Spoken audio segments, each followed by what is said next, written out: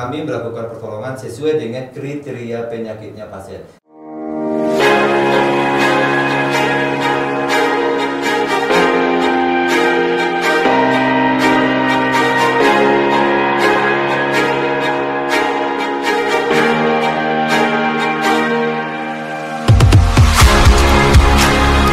Assalamualaikum warahmatullahi wabarakatuh, pemirsa RSAF TV, TV Kesehatan Sumatera Barat. Hari ini kita akan berbincang-bincang seputar gedung IGD terpadu RSUD Dr. Ahmad Mukhtar Bukit Tinggi. Dan di samping saya sudah ada Bapak Supervisor IGD NS Mulhardi Escape. Selamat pagi Pak, apa kabar? Oh, selamat pagi juga Pak Kim. Kabar baik ya? Juga Pak Kim.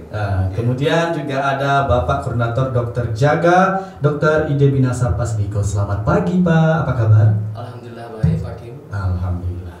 Nah, Rumah Sakit Dr. Ahmad Mukhtar Bukit Tinggi perkembangannya cukup bagus ya. Bagus. Apalagi sekarang sudah ada gedung baru, gedung IGD terpadu. Nah, saya mau nanya nih langsung kepada Bapak Mulhardi, melihat perkembangan Rumah Sakit Ahmad Mukhtar Bukit Tinggi ini, terkhususnya gedung IGD terpadu ini, seperti apa melihat?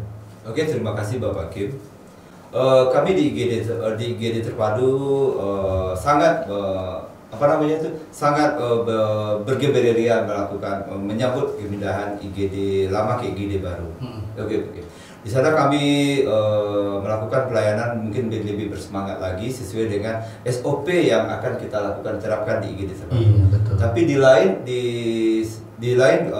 selain dari SOP itu ada juga moto rumah sakit kita yang harus kita terapkan di IGD terpadu tersebut sesuai dengan terbaiknya rumah sakit kita. Iya. Nah, dengan moto tersebut kami sedikit akan menjelaskan tentang SOP bagaimana alur pasiennya masuk di IGD kita. Benarnya SOP tadi itu tidak jauh berbeda dengan rumah IGD yang lama Pak Kim, tapi sedikit ada perubahan sesuai dengan kondisi ruangan kita yang baru gitu Pak Kim. Nah, di sini semua pasien yang masuk melalui rumah sakit ada dua pintu masuk. Yang pertama di IGD, yang kedua di Poli. Sedikit kita jelaskan di sini yang dari IGD, baik itu pasien datang rujukan pakai ambulan tempat pelayanannya tersebut, bisa juga dia datang dengan mobil keluarga atau diantar pakai bawa sendiri, bisa juga jalan kaki. Kadang-kadang juga ada pakai bendi ya, ya. Wow, luar biasa. Sampai di IGD, kami tim di IGD di IGD itu bukan kerja pribadi Pak Tim. Iya. Tapi di IGD itu adalah kerja tim. Kalau timnya satu kurang, semua kerjaan tidak akan lancar. Betul sekali. Nah, tim IGD, tim triase akan melakukan penilaian.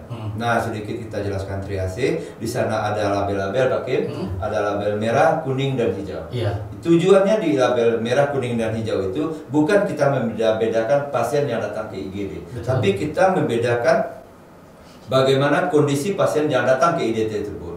Contoh pasien merah. Pasien merah itu adalah kode bagaimana pasien itu akan dilayani dengan sesegera mungkin. Nah, kalau tidak kita layani, pasien merah itu akan mengakibatkan ancaman kegagalan kehidupan. Betul. Nah, selanjutnya turun lagi ke triase yang kuning. Mungkin triase kuning dengan kondisi penyakit yang udah kronis atau gimana. Gitu kan. Terus juga kita masuk ke triase hijau. Triase hijau contohnya dengan kondisi-kondisi sakit ringan, tapi butuh pelayanan yang cepat. Nah, di sini lagi kita tekankan kepada Pak, kami di IGD bukan melakukan pertolongan kepada pasien atau siapapun yang datang IGD. Kami melakukan pertolongan sesuai dengan kriteria penyakitnya pasien, sesuai dengan triase merah, kuning, hijau tadi. Bukan siapa yang datang duluan, ya Pak Kim ya. Kalau Pak Kim datang duluan, nggak mungkin kondisinya triasenya hijau, kami layani juga. Sementara ada pasien yang lain datang kondisi merah, mohon maaf Pak Kim, kami duluan ke triase merah. Iya, luar biasa. Nah, setelah sampai di triase, pasien masuk sesuai ke ruangannya, ke ruangan triase merah, kuning, dan hijau. Keluarga kami anjurkan untuk melakukan registrasi di loket. Nah, loket kita kan udah Pak Kim lihat begitu megah gitu. Megah ya. Pas pertama masuk Pak Kim udah disambut oleh admission ya. Iya. Admissionnya udah pasti gitu ya Pak Kim. Udah pasti melayani dengan moto terbaik tadi. Terbaik tadi. Terus langsung lagi kita lakukan registrasi di sana. Setelah registrasi di sana, petugas tadi setelah melakukan registrasi melengkapi administrasi pasien, mulai dari status pasien ini segala macam, dan itu berjalan di luar keluarga. Tapi yang si pasien sampai di dalam, petugas triase menginstruksikan kepada perawatnya yang standby di dalam dan menginstruksikan kepada dokter yang jaga di dalam melakukan tindakan sesuai dengan prosedurnya penantangan pasiennya itu. Nah, sampai di dalam apa yang dibutuhkan oleh pasien, dokter, kami sebagai petugas perawat dan tim lainnya melakukan tindakan dan konsultasi kolaborasi namanya Pak Kim. Kami bukan melakukan pekerjaan sesuai perintah, tapi ke tindakan kolaboratif di IGD, tindakan kerjasama antara semua petugas, antara semua tim itu. Kami sebagai petugas perawat kolaborasi dengan dokter, apakah tindakan yang akan kita lakukan ke pasien tersebut. Mulai dari pemeriksaan labor ini segala macam, itu instruksi dokter semua. Dan dokter juga melakukan pemeriksaan bareng dengan kita. Nah, sesuai dengan prinsip standar pelayanan minimal IGD, 5 menit pasien sampai di IGD udah jelas, udah pasti pasien datang, petugas datang ke pasien tersebut tanpa membeda-bedakan kondisi pasien, tergantung dengan triase tadi ya dok ya. Iya.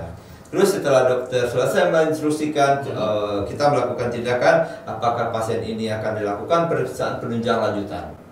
Nah, mulai dari labor, ronsen, ini segala macam itu.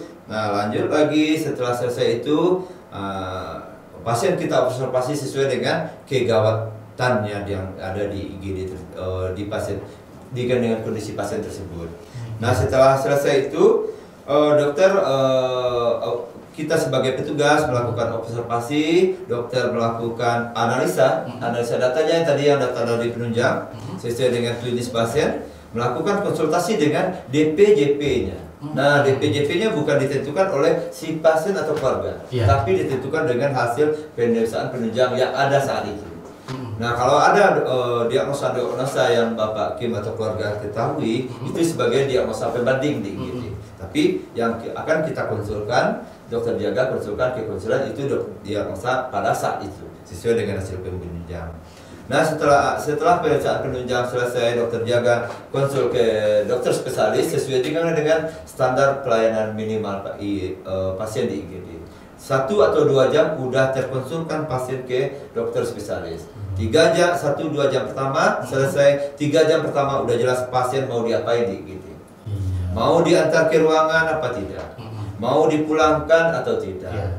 Mau dirawat atau tidak? Mau dilakukan tindakan operasi segera? Situ namanya Pak Edi. Alhamdulillah di IGD kita sesuai dengan konsep gedung terpadu, gedung yang baru itu udah ada kamar atau ruang kamar operasi situ di IGD. Itu dari hasil rapat terakhir dokter konsulen kita udah pada siap ya dokter Ide ya. Luar biasa sekali pemirsa RSA-MTV, penjelasan dari Bapak Supervisor IGD Terpadu RSUD Dr. Ahmad Mukhtar Bukit Tinggi tentang alur bagaimana kita pasien masuk ke IGD. Nah, terima kasih Pak penjelasannya. Sekarang kita lanjut pertanyaan kedua kepada Bapak Koordinator Dokter Jaga, Dokter Ide Bina Pasliko. Nah, Pak, dari dokter sendiri atau tim kita sendiri di IGD Terpadu, apakah sudah siap menampung pasien seperti apa? Bisa dijelaskan? Terima kasih Pak Kim. Ya. Untuk kesiapan kita, tim dokter jaga beserta tim petugas kesehatan lainnya, perawat atau yang lainnya, kita mau tak mau bagaimanapun kita harus siap Pak. Iya. Tidak ada kata tidak siap. Berarti kesiapan kita mungkin tidak ada perbedaan antara di rumah sakit di IGD yang lama dengan di IGD yang baru. Perbedaannya itu mungkin kita dengan suasana baru dan semangat baru Pak. Jadi dengan suasana baru, semangat baru dan alat-alat yang baru, canggih ya, canggih lagi yang terbaru, kita juga semakin semangat untuk bekerja, memberikan pelayanan pada masyarakat ya. Memberikan pelayanan masyarakat. Tidak ada perbedaan pemberian pelayanan kepada siapapun. Seperti yang dijelaskan seperti Pak Har tadi, kita memberikan pelayanan itu sesuai dengan triase tadi Pak. Yang mana yang merah, yang mana yang kuning, yang mana yang hijau, nanti ditentukan di ruang triase. Luar biasa pemirsa, tidak hanya dokternya yang semangat, gedungnya yang baru, alatnya juga canggih. Baik pemirsa, mungkin itu saja bincang-bincang kita pada hari ini. Tapi terakhir statement closing dari Bapak Har seperti apa? Alhamdulillah sesuai dengan penjelasan Dr. Idi tadi, selain kami dilengkapi dengan ruangan yang baru, kami dilengkapi dengan alat-alat yang rasanya super canggih yang selama ini tidak ada di IGD. Contoh ya Pak Hakim ya, alat itu seperti ventilator. Biasanya itu belum ada di rumah sakit kita, di IGD kita. Tapi alhamdulillah sekarang manajemen kita support kita untuk melakukan pemberian ventilator standby di IGD. Dan alhamdulillah itu kita yang bertanggung jawab, tim kesehatan di IGD dengan dokter jaga di IGD standby 24 jam, Pak Hakim. Iya. Standby 24 jam ini Pak Kim ya, itu bukan standby aja, tapi dengan standby dengan SDM yang terbaik gitu, sesuai dengan moto rumah sakit kita. Kalau dari dokter, silakan statement closingnya. Untuk bapak-bapak, ibu-ibu yang mau datang ke IGD RSAM, IGD terpadu, silahkan datang ke IGD. Kami siap melayani selama 24 jam dengan moto kami terbaik. Luar biasa. Baik pemirsa RSAM TV, mungkin itu saja bincang-bincang kita pada hari ini. Semoga apa yang kita sampaikan ya bermanfaat untuk kita semuanya. Saya Kim mewakili kerabat kerja pamit undur diri. Sampai jumpa. Assalamualaikum warahmatullahi wabarakatuh. Waalaikumsalam warahmatullahi wabarakatuh. Terima kasih Pak Dokter.